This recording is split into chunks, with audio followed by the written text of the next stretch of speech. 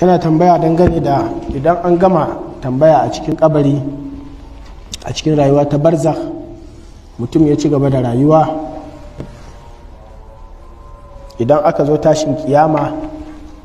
ya ji Allah maɗaukakin sarki ya ce za a yi ta yin azaba wa waɗanda suka mutu a cikin kafirci a cikin rayuwarsu ta zaman barzahu, sannan ranar kiyama kuma a ta da su a yi rigingimun tashin kiyama da su kuma a kai su wuta. Amma ya ji a wani wurin kuma Allah maɗaukakin sarki ya ce idan an ta da su za su ce waye ta da mu daga baccinmu. yadda za ka haɗa waɗannan ayoyi shine cewa waɗanda suka mutu cikin imani mala'iku za su zo su musu tambaya, idan sun gama musu tambaya kuma suka ci waɗannan tambayoyi za su ce musu ka yi rayuwa cikin rayuwa mai daɗi, ka koma kai kwanciyarka bacci na nutsuwa har zuwa lokacin da za ka tashi a ranar kiyama. Za su nuna musu alamar ina ne makomarsu, kuma za a rinka aiko musu da rahama, suna fara dosana daga daɗin abin da za a samu a aljanna, ƙamshinta, haskenta, abokin hiranta, haka za su yi ta yi har mutum yana marmari yana ce rabbi akimi sa'a, Allah ai tashin kiyama mana in samu in je can inda nake hangowa. Wancan shi kuma Allah ya ce annaru yu'raduna alaiha guduwan wa ashiya, da safe da marece ana bijiro musu da wuta da zafinta da hayakinta da tiririnta,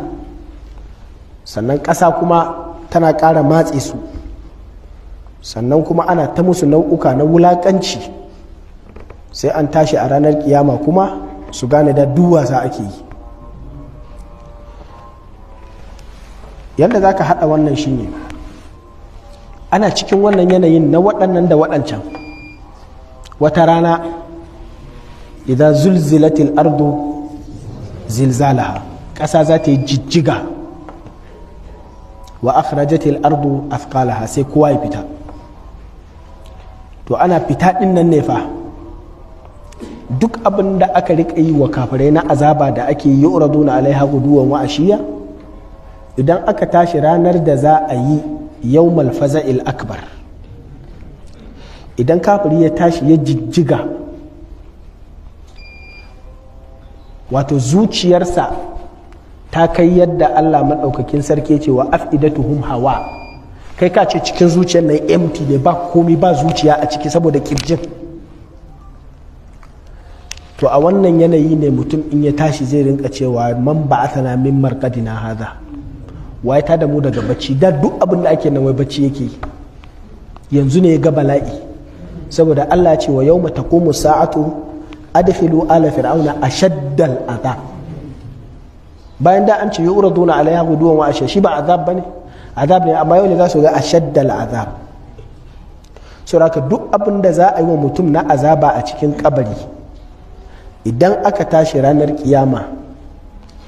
ya ga bala'in ranar kiyama, zai ɗauka wato duk abin da aka riƙa yi a cikin kabarin nan bacci yake yi,